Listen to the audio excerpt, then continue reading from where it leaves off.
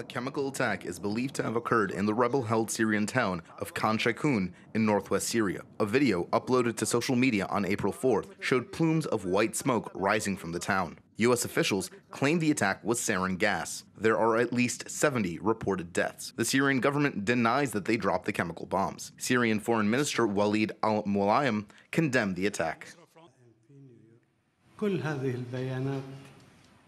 All these statements confirm the absolute rejection that our army has used chemical weapons in the past, present, future, or anywhere.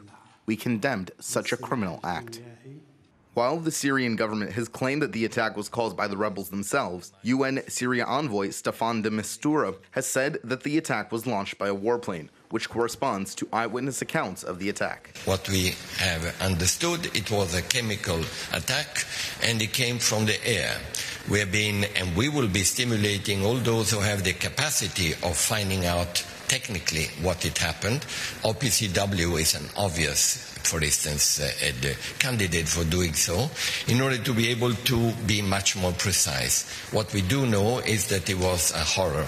The United States ambassador to the United Nations, Nikki Haley, indicated that the United States may be willing to take unilateral action against Syria and condemned Russian support for the regime. A Russian Defense Ministry spokesman had earlier echoed the Syrian government's claim that the chemical attack was due to the rebels.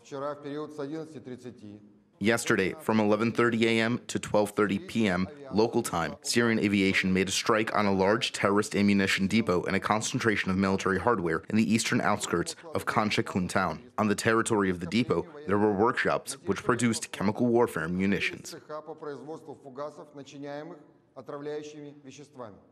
In February, China and Russia had vetoed a United Nations Security Council resolution aimed at placing sanctions on the Syrian government. The sanctions would have been a direct response to accusations that the Syrian government had used chemical weapons.